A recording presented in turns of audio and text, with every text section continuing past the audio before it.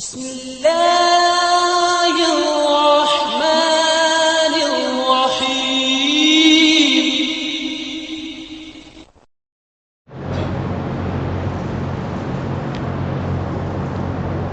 إن الحمد لله نحمده ونستعينه ونستغفره ونؤمن به ونتوكل عليه ونعوذ بالله من شرور أنفسنا ومن سيئات أعمالنا. من يهده الله فلا مضل له ومن يضلله فلا هادي له. وأشهد أن لا إله إلا الله وأشهد أن محمدًا عبده ورسوله صلى الله عليه وعلى آله وأصحابه أجمعين. أما بعد فإن خير الحديث كتاب الله وخير الهدي هدي محمد صلى الله عليه وسلم وشر الأمور محدثاتها وكل محدثة بدعة وكل بدعة ضلالة وكل ضلالة في النار. فأعوذ بالله من الشيطان الرجيم. بسم الله الرحمن الرحيم. يا أيها الذين آمنوا اتقوا الله حق تقاته ولا تموتن إلا وأنتم مسلمون. يا أيها الناس اتقوا ربكم الذي خلقكم من نفس واحدة وخلق منها زوجها وبث منهما رجالا كثيرا ونساء واتقوا الله الذي تساءلون به والأرحام إن الله كان عليكم رقيبا. يا أيها الذين آمنوا اتقوا الله وقولوا قولا سديدا يصلح لكم أعمالكم ويغفر لكم ذنوبكم ومن يطع الله ورسوله فقد فاز فوزا عظيما. وقد قال الله تبارك وتعالى قل إن كان آباؤكم وأبناؤكم وإخوانكم وأزواجكم وعشيرتكم وأموال اقترفتموها وتجارة تخشون كسادها ومساكن ترضونها أحب إليكم من الله ورسوله وجهاد في سبيله فتربصوا حتى يأتي الله بأمره والله لا يهدي القوم الفاسقين. تمام تعریفیں اس ذات وحدہ لا شریک کے لیے لائق و زیبا ہیں جو ساری کائنات کا پالنہار ہے. بے شمار درود و سلام ہو نبی مکرم و محترم پر جنہیں اللہ رب العزت نے تمام جن و انس کے لیے ہادی و رہنما بنا کر مبعوث فرمایا. حاضرین جمعہ، ابھی میں نے آپ حضرات کے سامنے قرآن مجید کی ایک آیت کریمہ تلاوت کی ہے جس کا ترجمہ یوں ہے: اللہ کے نبی صلی اللہ علیہ وسلم آپ کہہ دیجئے اگر تمہارے والدین، اگر تمہاری اولاد، تمہاری بیویاں، تمہارے بھائی، تمہارے خاندان، تمہارا مال، تمہاری تجارت جس کے ٹھپ پڑنے سے تم ڈرتے ہو، اور تمہارے گھر جو تمہیں بہت زیادہ پسندیدہ ہے، محبوب ہے، اگر اللہ اور اللہ کے رسول صلی اللہ علیہ وسلم سے زیادہ اور اللہ کی راہ میں قتال کرنے سے زیادہ محبوب ہو جائے تو انتظار کرو یہاں تک کہ اللہ اپنا حکم، قیامت یا عذاب لے آ جائے. اور اللہ فاسق قوم کو ہدایت نہیں دیتا. اس آیت کریمہ کی روشنی میں ہم آج کے موضوع کو سماعت کرنے کی کوشش کریں گے. آج کا موضوع ہے حب الوطنی اور ہم. حب کے معنی تو پتہ ہے آپ کو. حب معنی محبت اور وطن، آپ جانتے ہیں پہلے تو اپنے اپنے گاؤں کو بھی وطن بولا جاتا تھا، موضع، وطن، متوطن، سنا ہوگا نا آپ؟ لیکن کبھی کبھی وطن وسیع معنی میں بھی استعمال ہوتا ہے، ملک، کنٹری کو بھی وطن بولا جاتا ہے،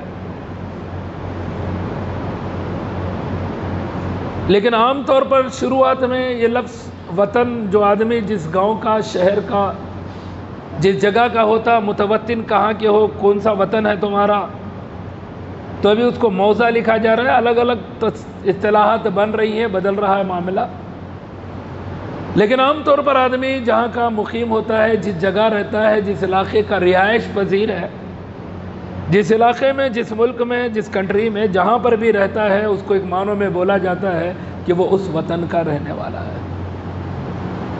تو حب الوطنی، اپنے وطن سے محبت۔ وطن سے محبت کا شریعتاً حکم کیا ہے، شرعاً کیا حکم ہے؟ کبھی کبھی آپ نے سنا ہوگا نبی صلی اللہ علیہ وسلم کی حدیث کے نام پر بولا جاتا ہے حب الوطن من الایمان، وطن سے محبت کرنا کیا ہے؟ ایمان کا حصہ ہے۔ اس طرح بولا بھی جاتا ہے، سمجھانے کی کوشش بھی ہوتی ہے کہ حب الوطن من الایمان، وطن سے محبت کرنا ایمان کا حصہ ہے، ایمان کا جز ہے، لیکن یہ حدیث موضوع ہے، من گھڑت ہے، یہ حدیث صحیح نہیں ہے، جس سے یہ بولا جاتا ہے کہ وطن کی محبت ایمان سے ہے، ایمان کا حصہ ہے۔ حال البتہ وطن سے محبت، کسی جگہ سے محبت، کسی علاقے سے محبت، کسی چیز سے محبت، یہ انسانی فطرت ہے، انسانی نہیں، حیوانی، جس کے اندر جان ہے، زندگی ہے، اس کی فطرت ہے۔ چرند پرند، کیڑے مکوڑے، انہیں بھی کسی جگہ سے، جس جگہ پر وہ رہتے ہیں، جس جگہ پر وہ بستے ہیں، اس سے ان کو محبت ہو ہی جاتی ہے۔ اور اس طرح کی محبت ہونا اسلام میں منع نہیں ہے، محبت کر سکتا ہے آدمی، محبت ہونی بھی چاہیے، اس کا اظہار بھی ہونا چاہیے، اور اس محبت کو اپنے دل میں رکھنا بھی چاہیے، اور اس چیز سے اپنی محبت کا اظہار بھی کر سکتا ہے۔ اس کی گنجائش شریعت اسلامیہ نے دی ہے، لیکن کہیں پر بھی یہ حکم نہیں ہے کہ وطن سے محبت کرنا یہ ایمان ہے، یہ ایمان کا جز ہے، ایمان کا حصہ ہے۔ ایک اور چیز یہاں سمجھنے کی کوشش کریں، ایک ہے وطن سے محبت اور ایک ہے وطن پرستی، جس کو دیش بھکتی عموماً بولا جاتا ہے۔ عام لفظوں میں جو ہم سنتے ہیں دیش بھکت، دیش بھکتی، جس کو عام لفظوں میں، اردو کے لفظوں میں بولیں گے تو وطن پرستی، ملک پرستی۔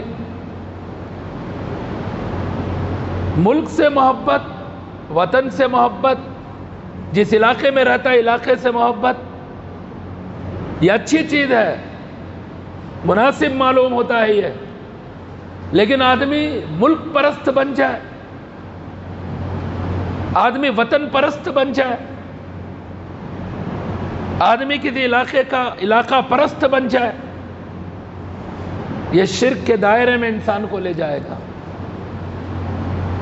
اسی لیے دو طرح کے اقوال اگر آپ سرچ کریں گے، پڑھیں گے، علماء کے نظریات ملیں گے، انہوں نے وطن پرستی کو شرک قرار دیا، غلو کی، وطن سے محبت کو شرک قرار دیا، پھر انہوں نے وہ سارے دلائل دیے جو اللہ کو چھوڑ کر کسی اور کی پرستش کی جاتی ہے، ان دلائل کی روشنی میں یہ ثابت کرنے کی کوشش کی کہ اگر کوئی آدمی وطن پرست ہے، ملک پرست ہے، دیش بھکت ہے، تو وہ کیا ہے؟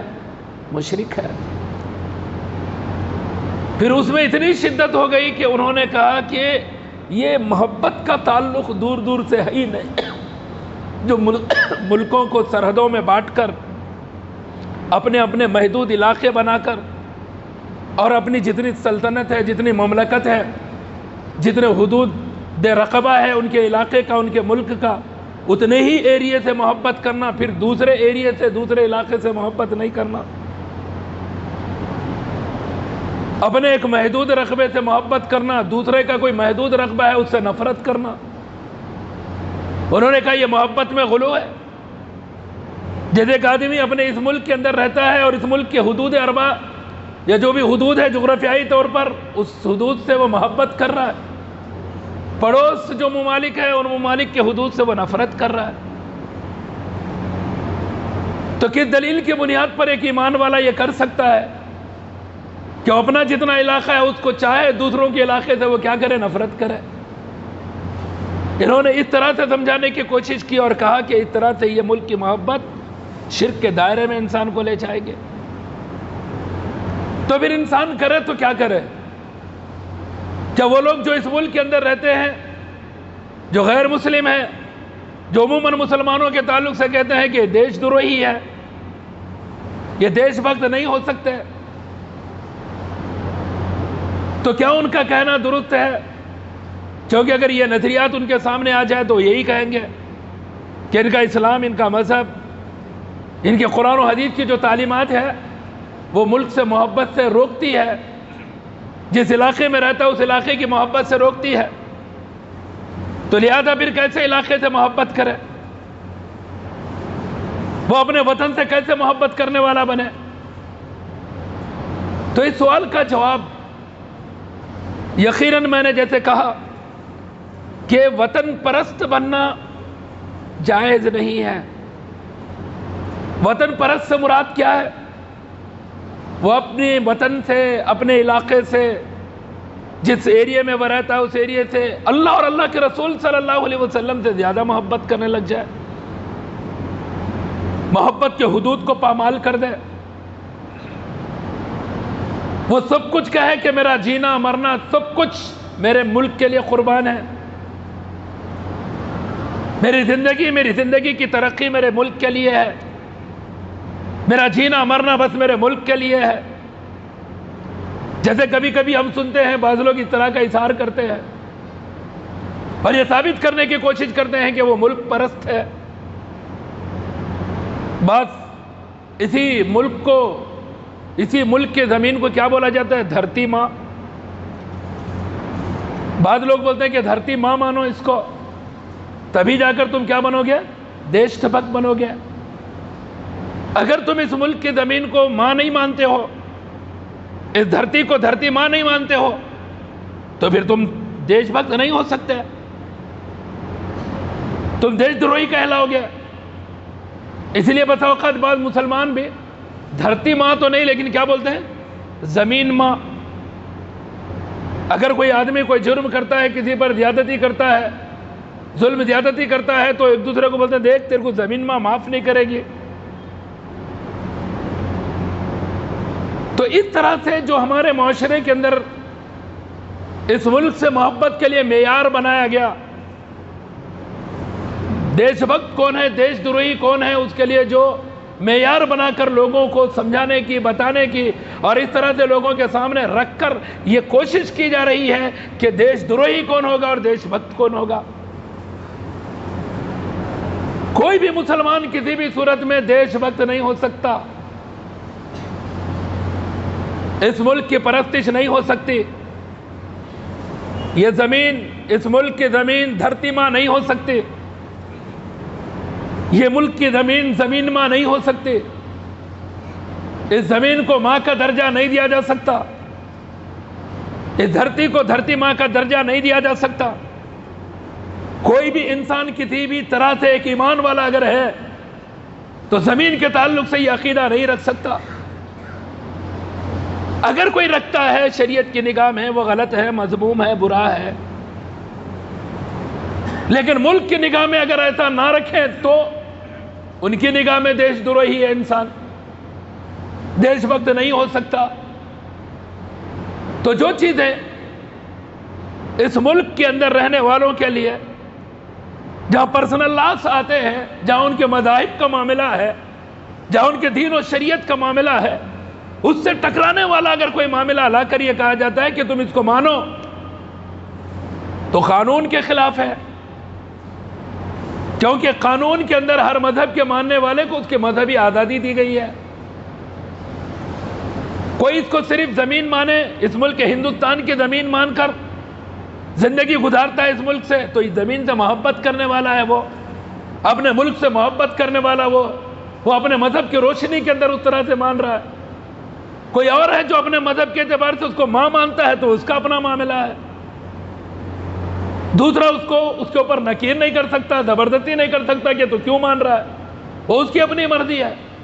لیکن جو اس طرح سے نہیں مانتا، اس کے اوپر الزامات لگانا، مجبور کرنا کہ تم اس کو دھرتی ماں مانو، تو پھر یہ بھی غلط ہے قانوناً، کیونکہ کسی کو یہ رائٹس نہیں دیے گئے کہ وہ کسی اور کو اس طرح سے مجبور کرے۔ قانونی طور پر بھی اگر دیکھا جائے تو کوئی زبردستی نہیں کی جا سکتی، لیکن بحیثیت مسلمان ہر مسلمان اپنے ملک سے محبت کر سکتا ہے، جس علاقے میں رہتا ہے اس علاقے سے محبت کر سکتا ہے۔ آپ جانتے ہیں جب اللہ کے نبی صلی اللہ علیہ وسلم پر پہلی وحی نازل ہوئی، اب گھبرائے، پریشان ہو کر ہیرا پہاڑی سے اتر کر اپنی بیوی ام المومنین خدیجہ بنت خویلد رضی اللہ عنہ کے پاس تشریف لے آئے۔ آپ نے پوری حالت سنائی جو کچھ ہیرا پہاڑی میں ہوا تھا۔ ماں نے تسلی دی، نبی صلی اللہ علیہ وسلم کو دلاسا دیا۔ اس کے بعد جب تھوڑا سا غم ہلکا ہوا، ڈر جاتا رہا، تو انہوں نے اپنے چچا داد بھائی ورقہ بن نوفل کے پاس نبی صلی اللہ علیہ وسلم کو لے گئے۔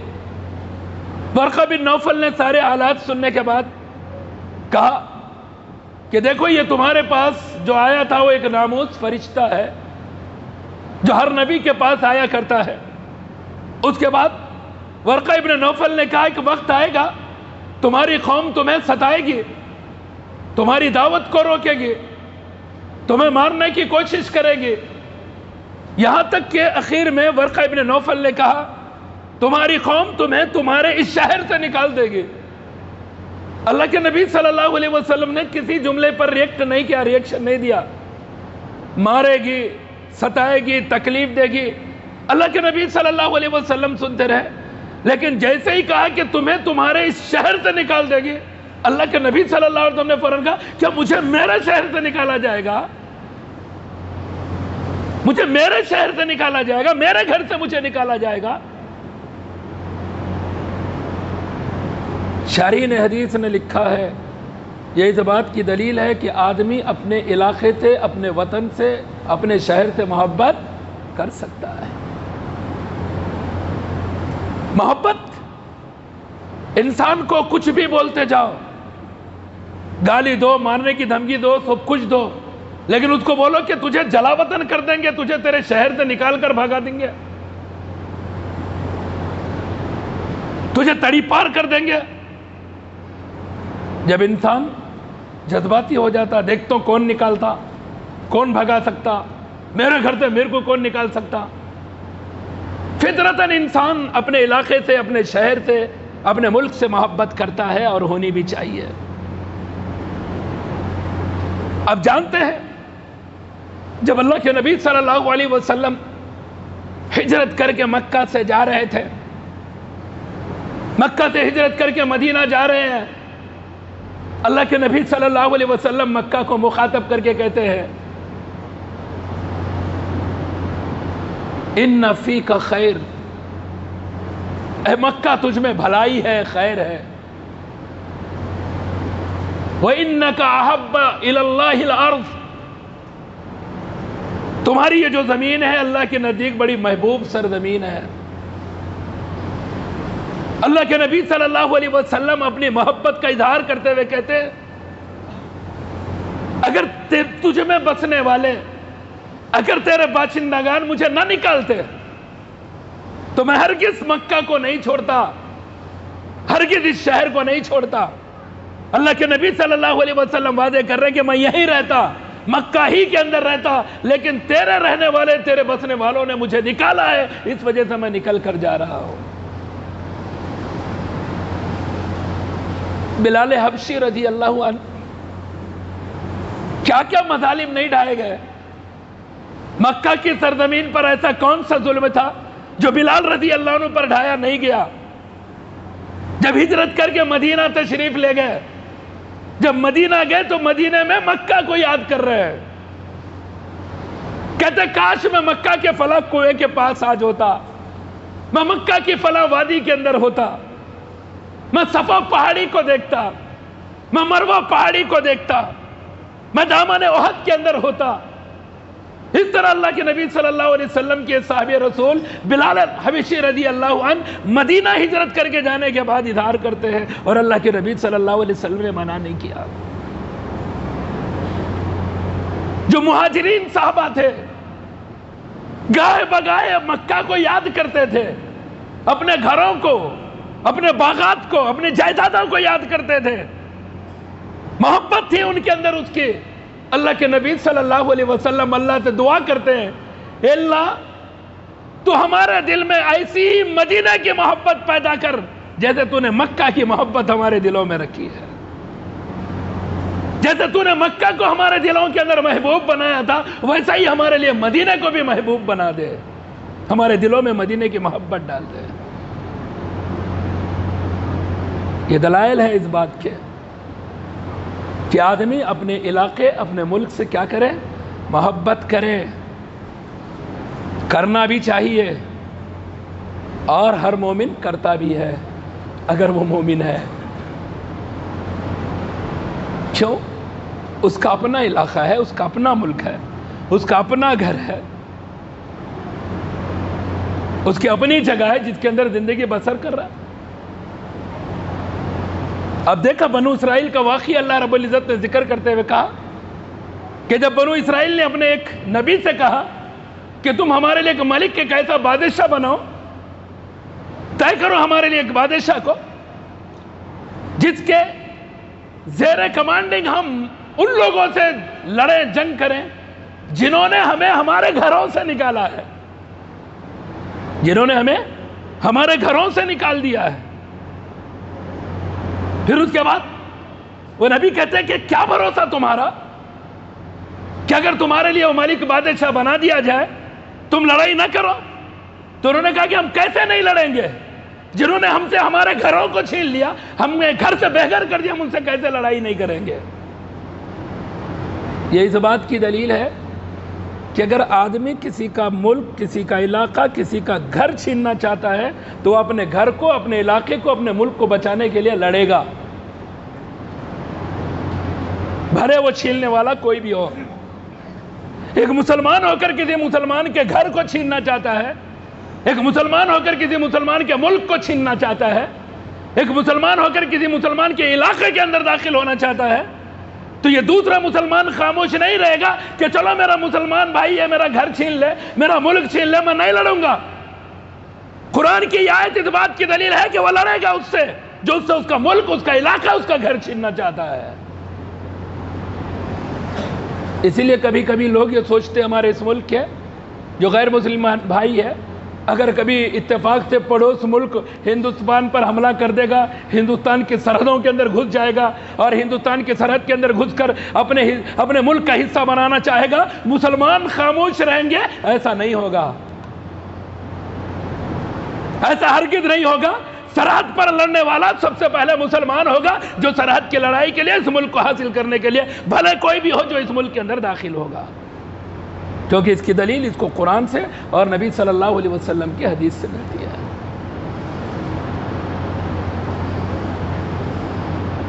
یہ سرحدوں کی لڑائی,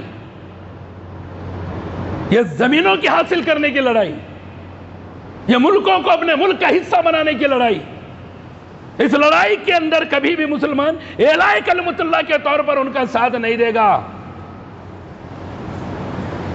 تمام کے تمام مسلمان اس وقت اکٹھا ہوں گے, متحد ہوں گے جب صرف اعلاء کلمت اللہ کے لیے قتال ہو, اعلاء کلمت اللہ کے لیے جنگ ہو, جہاں زمین سرحدیں کوئی معنی نہ رکھتی ہو, اور اس کے لیے اصول ہے کہ سب سے پہلے وہ دعوت توحید پیش کرے گا, رب کی وحدانیت پیش کرے گا, جیسے اللہ کے نبی صلی اللہ علیہ وسلم فرماتے ہیں उमिरतु अन उक़ातिल अन्नास हत्ता यशहदु अन ला इलाहा इल्लल्लाह व अन्नी रसूलुल्लाह, मुझे हुक्म दिया गया है कि मैं लोगों से जंग करूं, लड़ूं, लोगों से क़िताल करूं उस वक्त तक जब तक कि वो इस बात की गवाही न देते कि अल्लाह के सिवा कोई माबूद हकीकी नहीं, और इस बात की गवाही न देते कि मैं अल्लाह का भेजा हुआ रसूल हूं।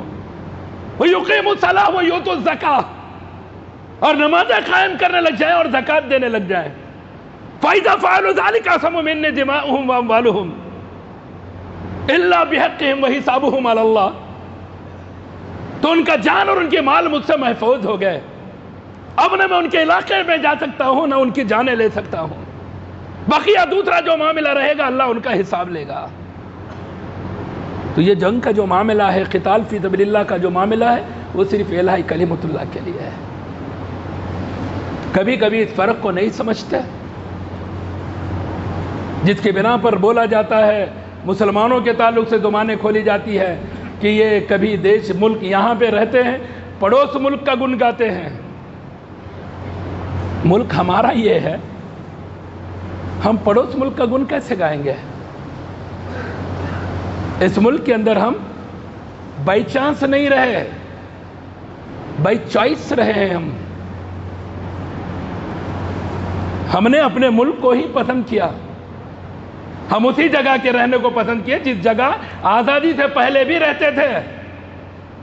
हमने उसी ज़मीन को इख्तियार किया जिस ज़मीन के अंदर हमारे आबो अजदाद मदफून, जिस इलाके में हमारे आबो अजदाद थे उसी इलाके को हमने पसंद किया।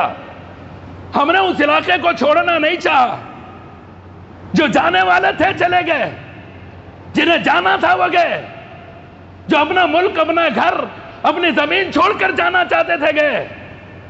लेकिन हम अपनी ही ज़मीन को, अपने ही इलाके को, अपने ही मुल्क में रहने को पसंद किए।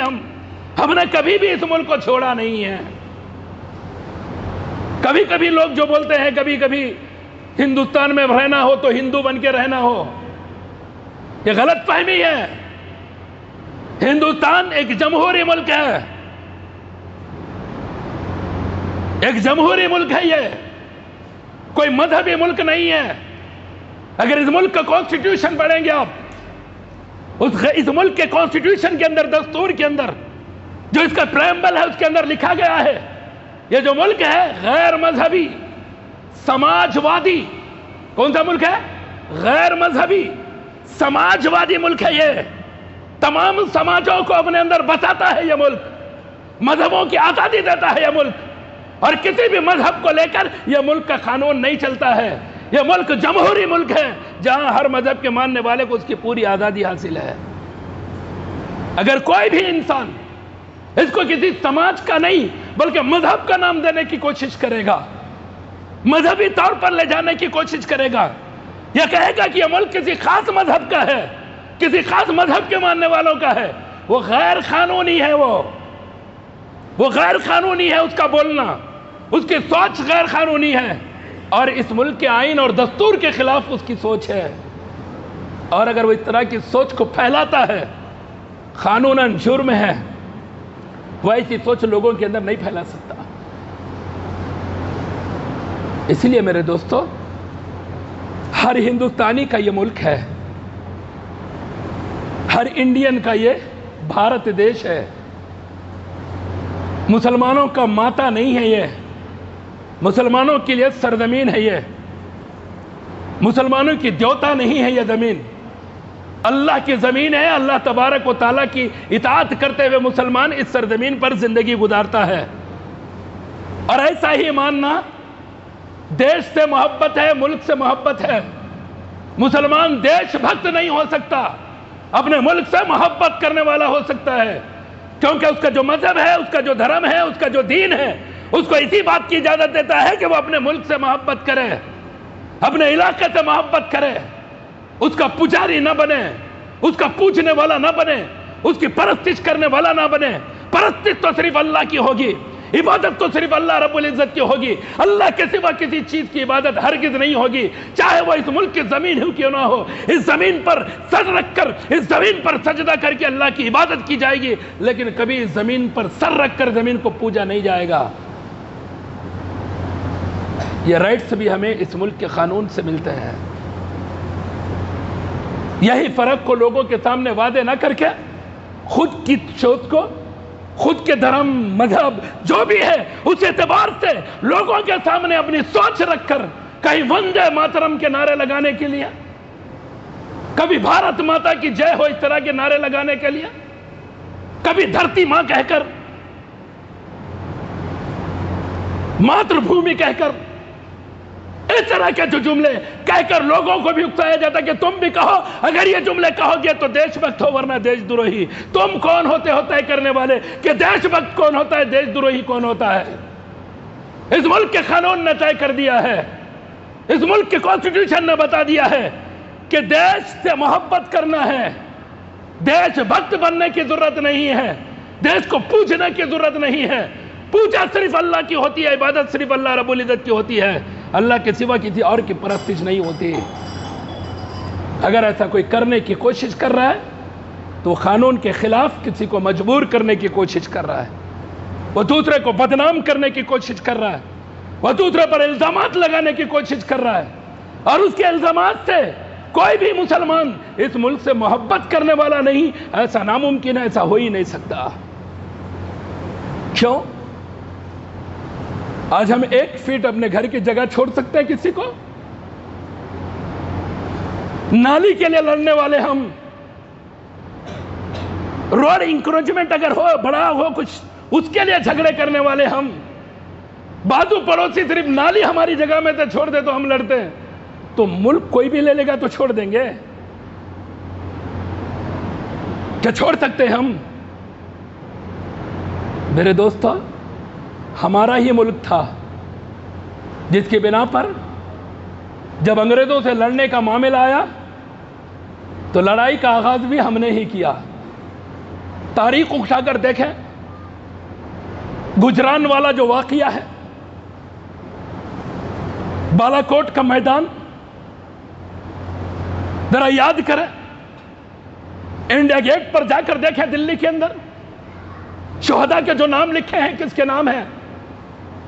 لارڈ ماؤنٹ بیٹن، ایک انگریز مورخ جس نے اس تاریخ کو ضبط قلم کیا ہے، جو اس ملک کی آزادی کے وقت یا آزادی سے پہلے کا جو معاملہ تھا، 1800 سے جو شروع ہوا تھا معاملہ، 1800 کے بعد کے جو معاملات تھے وہاں سے اس نے لکھا۔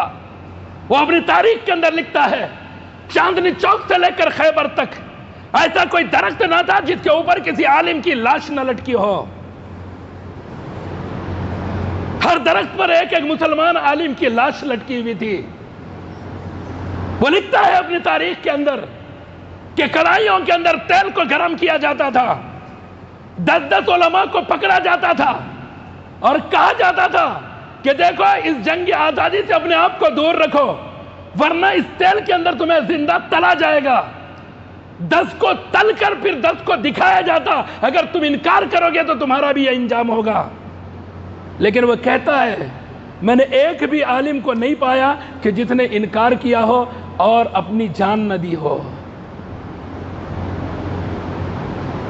لیکن پھر بھی کہتے ہیں کہ تم اس دیش کے ہو۔ کون سا ثبوت دے محبت کا؟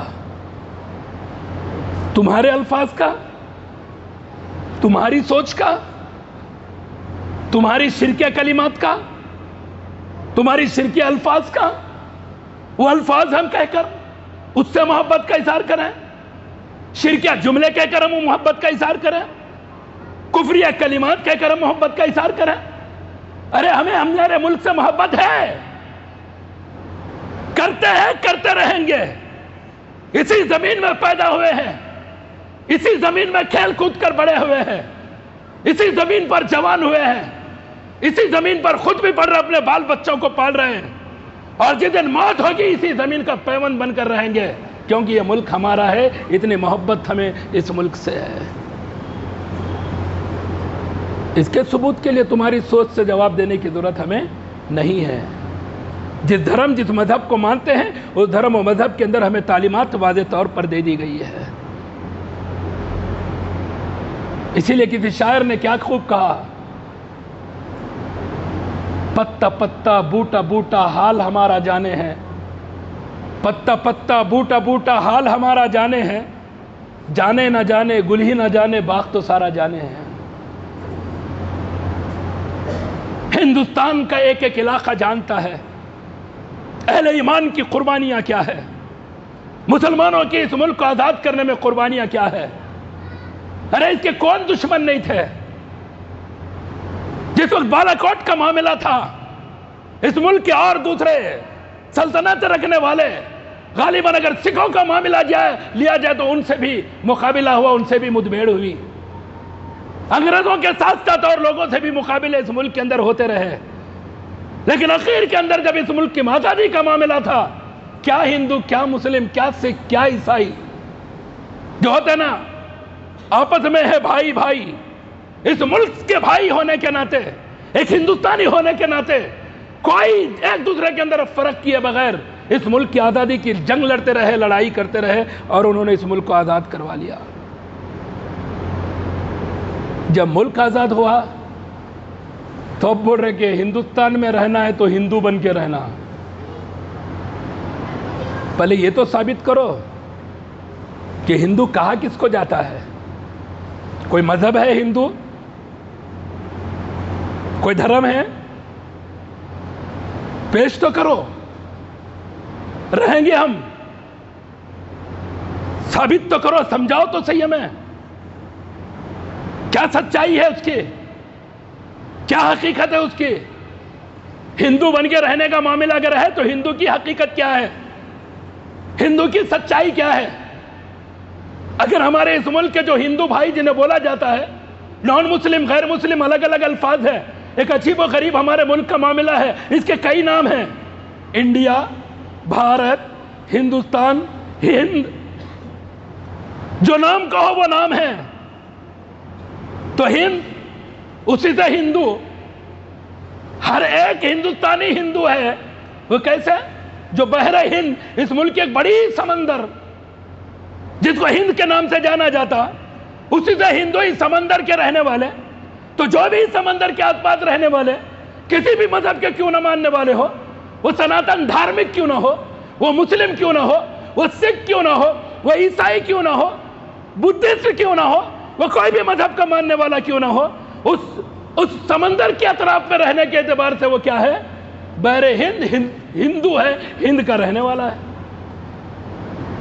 حقیقت تو یہ ہے۔ تو ہم تو کہہ رہے ہیں کہ پھر تم جو بول رہے وہ حقیقت پیش کرو۔ اس لیے میرے دوستو، ایک بات اپنے ذہن میں رکھو، اپنے ملک سے محبت کرنا فطرت ہے انسان کی، اس کو بچانا اس کی ذمہ داری ہے، اس کی ترقی اس کی ذمہ داری ہے، اس کی حفاظت اس کی ذمہ داری ہے، اس کو بچانے کے لیے لڑنا اس کی اپنی ذمہ داری ہے۔ اسی لیے اللہ کے نبی صلی اللہ علیہ وسلم نے فرمایا، من قتل دون مالی فہو شہید، من قتل دون دینہ فہو شہید، من قتل دون عرضہ فہو شہید۔ جو اپنے مال و دولت کے لیے صحیح قتل کر دیا جائے وہ شہید ہے۔ یہ ملک ہماری دولت ہے، یہ ملک ہماری ملکیت ہے، اس ملک کی زمین سرزمین ہماری سرحد ہے، یہ ہماری زمین ہے۔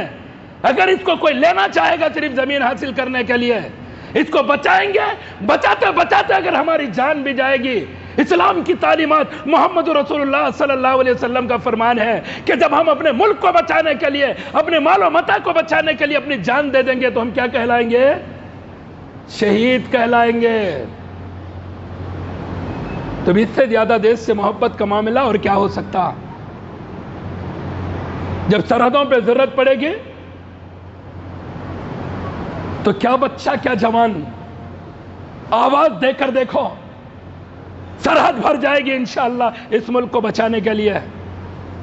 یہ اور بات ہے کہ اس ملک کے اندر سرحدوں کو بچانے کے لیے کوئی آرمی فورس ہے، الگ الگ عملہ ہے، لیکن وقت آنے پر جس وقت اس ملک کی آزادی کا معاملہ تھا، اس ملک کی آزادی کے وقت کوئی فورس، کوئی فوج نہیں تھی، ہر ہندوستانی فوجی تھا، ہر ہندوستانی لڑنے والا تھا، ہر ہندوستانی جنگی مجاہد تھا۔ تو آج بھی جب معاملہ اس ملک کو ایسا آئے گا، ہر مسلمان ایک مجاہد بن کر سرحد پر کھڑا نظر آئے گا، کیونکہ وہ اس کا اپنا ملک ہے جس کو چھینتے وقت وہ خاموش نہیں رہے گا، بچائے گا، سامنے والے کی جان لے کر یا پھر جیتا جی تو آنے نہیں دے گا، شہید ہو کر اپنے ملک کے لیے جان قربان کر دے گا، کیونکہ شریعت اسلامیہ نے اس کو کیا قرار دیا ہے؟ شہید قرار دیا ہے۔ کبھی کبھی لوگ شرماتے ہیں بولنے کے لیے،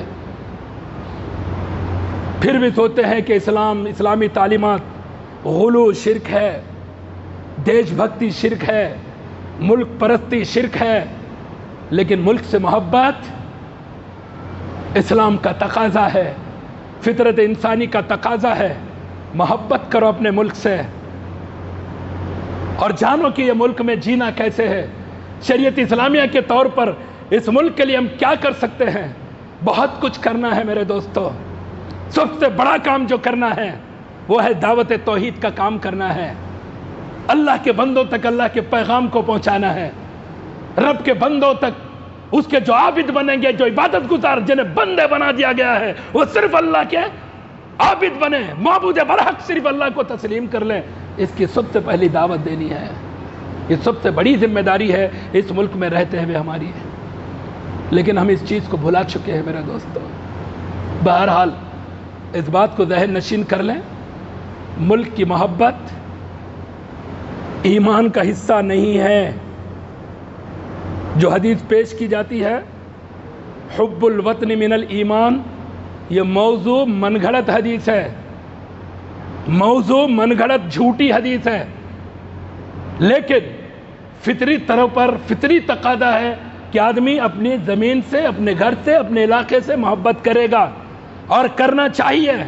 جیسے اللہ کے نبی صلی اللہ علیہ وسلم نے مکہ کی سرزمین کو مخاطب کر کے اپنے محبت کا اظہار کیا، مدینہ کے تعلق سے اللہ سے دعا کی کہ اللہ مدینہ کی محبت ہمارے دل کے اندر ڈال دے۔ کبھی جبل احد کو مخاطب کر کے کہتے ہیں احد سے ہم ہیں، ہم سے احد ہے۔ اللہ کے نبی صلی اللہ علیہ وسلم نے احد سے اپنا والہانہ محبت کا اظہار کیا۔ تو دلائل واضح طور پر ہمیں ملیں گے محبت کرنے کے، اپنے ملک سے، علاقے سے، جس جگہ پر رہتے ہیں اس سے، لیکن اس کی پرستش کرنے سے روکا گیا ہے، اس کے بھکت بننے سے روکا گیا ہے۔ کوئی مانتا ہے وہ مانے، لیکن ہم نہیں مانیں گے۔ ہم وہ مانیں گے جو شریعت ہمیں اجازت دیتی ہے، کیونکہ ہماری شریعت پر آزادی کے ساتھ عمل کرنے کے رائٹس ہمیں ہمارے اس ملک کا قانون دیتا ہے، اس ملک کا دستور دیتا ہے، آئین سے یہ واضح ہے کہ ہم اپنے مذہب کے اوپر آزادی کے ساتھ عمل کریں۔ کوئی بھی آدمی کسی بھی کسی ایک مذہب کا ایک آدمی ماننے والا ہے، پورا ہندوستان مل کر اس کو اس کے مذہب سے نہیں روک سکتا۔ کروڑ لوگوں کی جیسی آزادی ہے، سنگل ایک آدمی کے جو اپنے مذہب کا الگ مذہب رکھنے والا اس کی وہی آزادی ہے۔ تو ایک ہے کہہ کر کوئی اس کو اپنے ساتھ ملانے کی کوشش نہیں کر سکتا۔ ان حقائق کو جان کر، ان چیزوں کو معلوم کر کے جینے کی کوشش کریں، انشاءاللہ جینے میں مزہ بھی آئے گا، زندگی گزارنے میں بھی آسانی بھی ہوگی۔ اللہ رب العزت سے دعا ہے اللہ ہمیں جب تک زندہ رکھے ایمان و اسلام پر زندہ رکھے، موت دے تو ایمان و اسلام پر موت دے۔ آمین۔ بارک اللہ لنا ولکم فی القرآن العظیم، انہ تعالی جواد کریم ملک رؤوف رب حلیم۔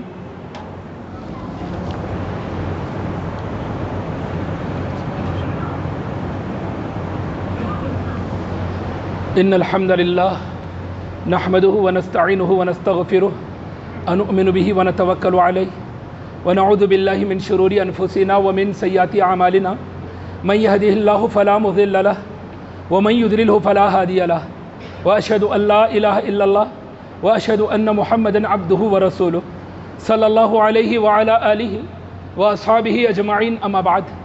اللہم اغفر للمؤمنین والمؤمنات والمسلمین والمسلمات الاحیاء منهم والاموات، اللہم اعز الاسلام والمسلمین واخذل الکفرۃ والمبتدعۃ والمشرکین، اللہم انصر من نصر دین محمد صلی اللہ علیہ وسلم واجعلنا منهم، اللہم اخذل من خذل دین محمد صلی اللہ علیہ وسلم ولا تجعلنا منهم۔ عباد اللہ رحمکم اللہ، ان اللہ یأمر بالعدل والإحسان وإیتاء ذی القربى وینہی عن الفحشاء والمنکر والبغی یعظکم لعلکم تذکرون، وذکروا اللہ یذکرکم وادعوه یستجب لکم ولذکر اللہ تعالی وأولی وأولی وأعز وأجل وأهم وأتم وأکبر۔